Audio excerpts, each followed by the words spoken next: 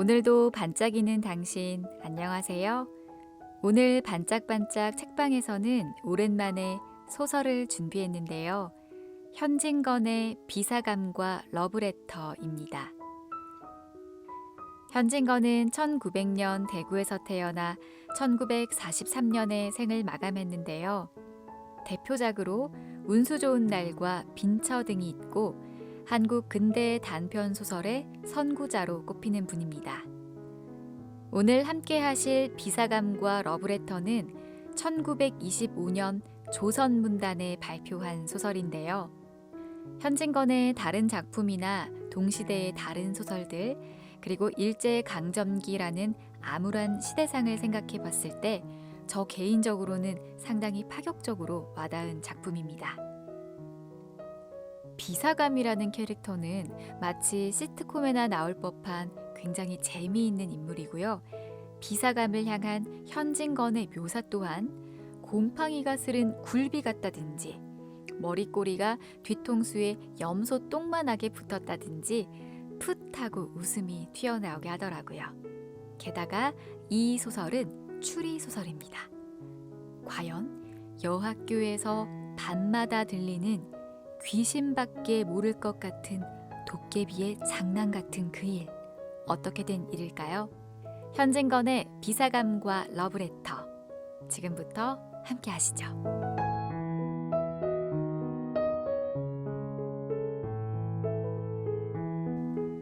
비사감과 러브레터, 현진건.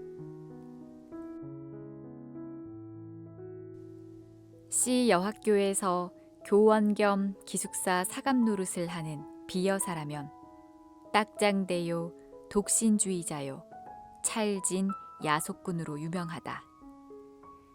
40에 가까운 노처녀인 그는 죽은 깨 투성이 얼굴이 처녀다운 맛이란 약에 쓰려도 찾을 수 없을 뿐인가.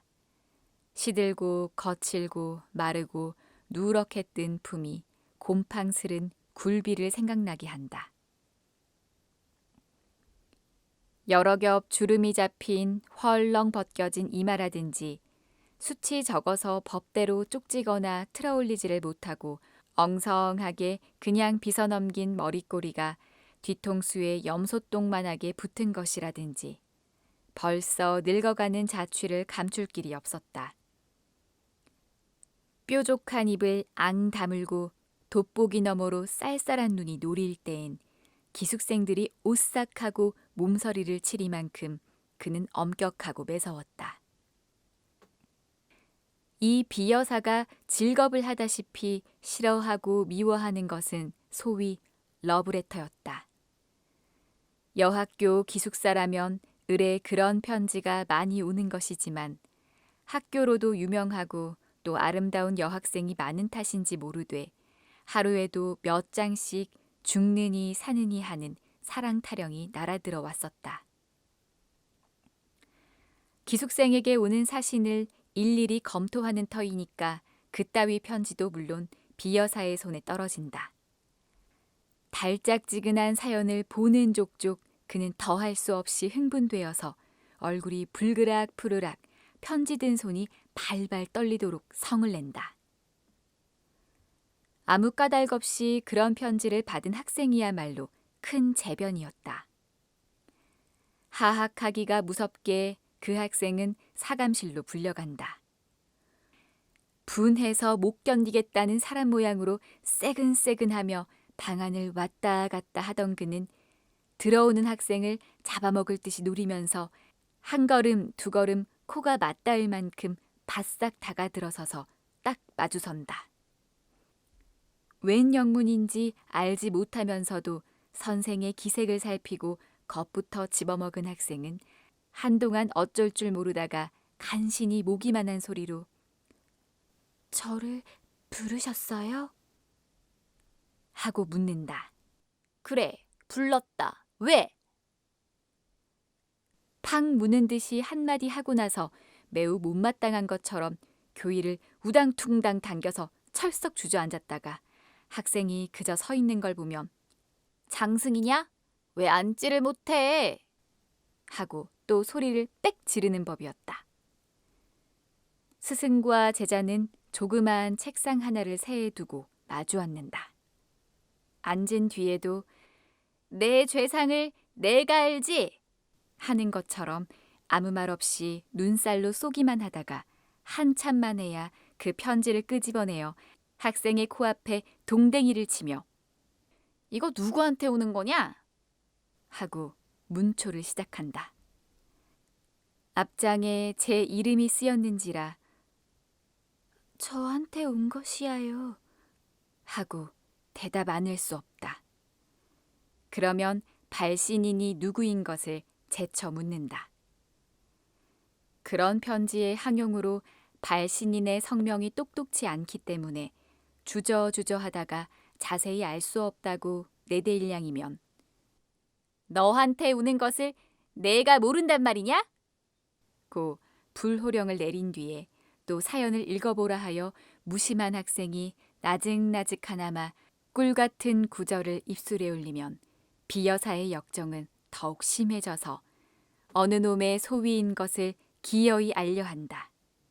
기실 보도 듣도 못한 남성이 한 노릇이요 자기에게는 아무 죄도 없는 것을 변명하여도 고지 듣지를 않는다. 바른 대로 아뢰어야 망정이지 그렇지 않으면 퇴학을 시킨다는 둥. 제 이름도 모르는 여자에게 편지할 리가 만무하다는 둥. 필연 행실이 부정한 일이 있으리라는 둥. 하다못해 어디서 한번 만나기라도 하였을 테니 어찌해서 남자와 접촉을 하게 되었느냐는 둥. 자칫 잘못하여 학교에서 주최한 음악회나 바자에서 혹 보았는지 모른다고 졸리다 못해 주워댈 것 같으면 사내에 보는 눈이 어떻느냐, 표정이 어떻느냐, 무슨 말을 건네드냐, 미주알 고주알 캐고 파며 어르고 볶아서 넉넉히 10년 감수는 시킨다.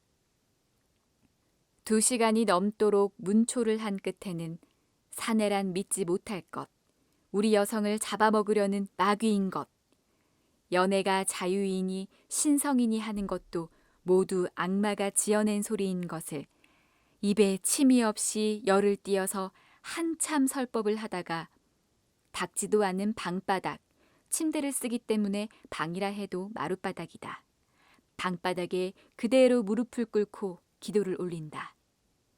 눈에 눈물까지 글썽거리면서 말끝마다 하느님 아버지를 찾아서 악마의 유혹에 떨어지려는 어린 양을 구해달라고 뒤삼고 곱삼는 법이었다. 그리고 둘째로 그의 싫어하는 것은 기숙생을 남자가 면회하러 오는 일이었다. 무슨 핑계를 하든지 기어이 못 보게 하고 만다. 친부모, 친동기간이라도 규칙이 어떠니 상학 중이니 무슨 핑계를 하든지 따돌려 보내기가 일수다. 이로 말미암아 학생이 동맹휴학을 하였고 교장에 서류까지 들었건만 그래도 그 버릇은 고치려 들지 않았다. 이 비사감이 감독하는 그 기숙사에 금년 가을 들어서 괴상한 일이 생겼다는 이보다 발각되었다는 것이 마땅할는지 모르리라. 왜 그런고 하면 그 괴상한 일이 언제 시작된 것은 귀신밖에 모르니까.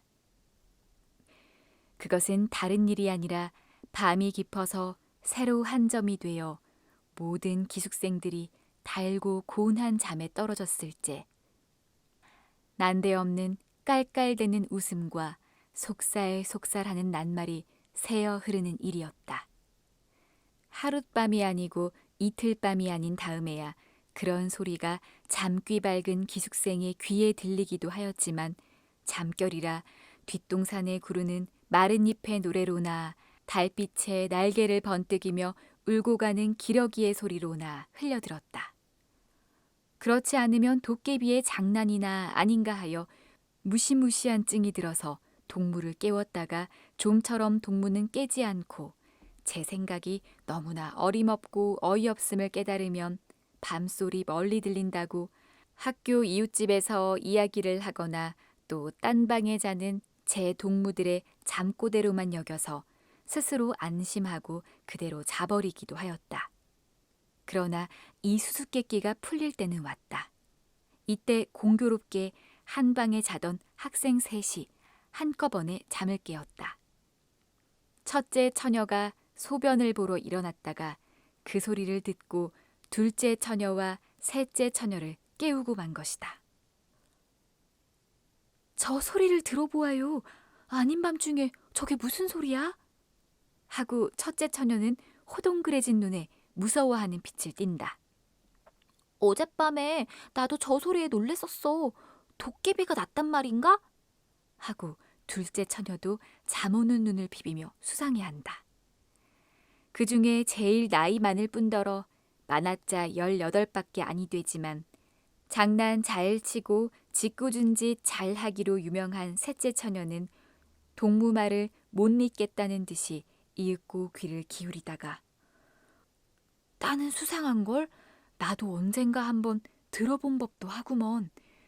무얼 잠 아니 오는 애들이 이야기를 하는 게지. 이때에 그 괴상한 소리는 떽떽을 웃었다. 새 처녀는 귀를 소스라쳤다.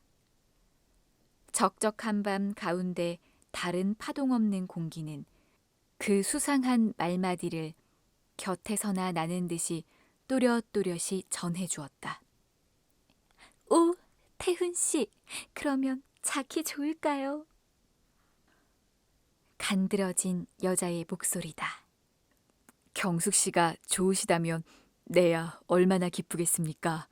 아, 오직 경숙 씨에게 바친 나의 타는 듯한 가슴을 인제야 아셨습니까? 정열에 뜬 사내의 목청이 분명하였다. 한동안 침묵. 이제 그만 놓아요. 키스가 너무 길지 않아요. 행여 남이 보면 어떡해요? 아양 떠는 여자 말씨. 길수록 더욱 좋지 않아요. 나는 내 목숨이 끊어질 때까지 키스를 하여도 길다고는 못하겠습니다. 그래도 짧은 것을 한하겠습니다. 사내에 피를 뿜는 듯한 이 말끝은 계집의 자지러진 웃음으로 묻혀버렸다.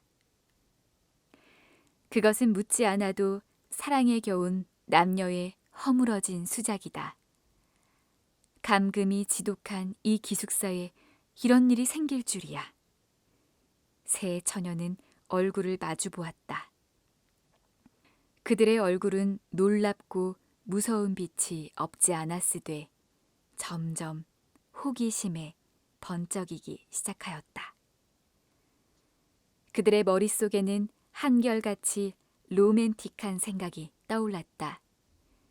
이 안에 있는 여자 애인을 보려고 학교 근처를 뒤돌고 곱돌던 사내 애인이 타는 듯한 가슴을 걷잡다 못하여 밤이 이슥하기를 기다려 담을 뛰어넘었는지 모르리라.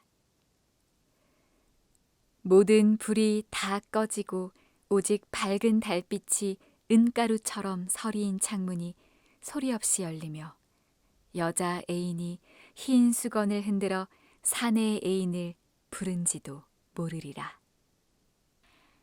활동사진에 보는 것처럼 기나긴 피륙을 내리워서 하나는 위에서 당기고 하나는 밑에서 매달려 디룽디룽 하면서 올라가는 정경이 있었는지 모르리라. 그래서 두 애인은 만나가지고 저와 같이 사랑의 속삭거림에 잦아졌는지 모르리라. 꿈결 같은 감정이 안개 모양으로 눈부시게 새 처녀의 몸과 마음을 휩싸돌았다. 그들의 뺨은 후끈후끈 달았다. 괴상한 소리는 또 일어났다. 난 싫어요. 당신 같은 사내는 난 싫어요. 이번에는 매몰스럽게 내어대는 모양. 나의 천사, 나의 하늘, 나의 여왕, 나의 목숨, 나의 사랑, 나를 살려주어요. 나를 구해주어요. 사내에 애를 졸리는 간청. 우리 구경 가볼까? 짓궂은 셋째 처녀는 몸을 일으키며 이런 제의를 하였다. 다른 처녀들도 그 말에 찬성한다는 듯이 따라 일어섰으되 의아와 공구와 호기심이 뒤섞인 얼굴을 서로 교환하면서 얼마쯤 망설이다가 마침내 가만히 문을 열고 나왔다. 쌀벌레 같은 그들의 발가락은 가장 조심성 많게 소리나는 곳을 향해서 곰실곰실 기어간다. 컴컴한 복도에 자다가 일어난 새 처녀의 흰 모양은 그림자처럼 소리 없이 움직였다. 소리나는 방은 어렵지 않게 찾을 수 있었다. 찾고는 나무로 깎아 세운 듯이 주춤 걸음을 멈출 만큼 그들은 놀래었다. 그런 소리에 출처야말로 자기네 방에서 몇 걸음 안 되는 사감실일 줄이야. 그렇듯이 사내라면 못 먹어 하고 침이라도 베앗을 듯하던 비여사의 방일 줄이야. 그 방에 여전히 사내의 비대발괄하는 푸념이 되풀이되고 있다. 나의 천사, 나의 하늘, 나의 여왕, 나의 목숨, 나의 사랑, 나의 애를 말려 죽이실 테요. 나의 가슴을 뜯어 죽이실 테요. 내 생명을 맡으신 당신의 입술로. 셋째 처녀는 대담스럽게 그 방문을 빠끔히 열었다. 그 틈으로 여섯 눈이 방 안을 향해 쏘았다. 이 어쩐 기괴한 광경이냐. 전등불은 아직 끄지 않았는데 침대 위에는 기숙생에게 온 소위 러브레터의 봉투가 너저분하게 흩어졌고 그 알맹이도 여기저기 두서없이 펼쳐진 가운데 비여사 혼자 아무도 없이 제 혼자 일어나 앉았다. 누구를 끌어당길 듯이 두 팔을 벌리고 안경을 벗은 근시 안으로 잔뜩 한 곳을 노리며 그 굴비쪽 같은 얼굴에 말할 수 없이 애원하는 표정을 짓고는 키스를 기다리는 것 같이 입을 쭈긋이 내어민 채 사내의 목청을 내어가면서 악간 말을 중얼거린다. 그러다가 그 넋두리가 끝날 겨를도 없이 급작스레 앵돌아지는 신용을 내며 누구를 뿌리치는 듯이 연해 손짓을 하며 이번에는 톡톡 쏘는 계집의 음성을 지어 난 싫어요. 당신 같은 사내는 난 싫어요. 하다가 재물에 자지러지게 웃는다. 그러더니 문득 편지 한 장을, 물론 기숙생에게 온 러브레터의 하나, 집어들어 얼굴에 문지르며 정 말씀이야요? 나를 그렇게 사랑하셔요? 당신의 목숨같이 나를 사랑하셔요? 나를, 이 나를 하고 몸을 추스르는데 그 음성은 분명 울음의 가락을 띄었다. 해그머니, 저게 웬일이야? 첫째 소녀가 소곤거렸다. 아마 미쳤나 보아. 밤중에 혼자 일어나서 왜 저러고 있을꾸? 둘째 처녀가 맞방망이를 친다. 에그 불쌍해.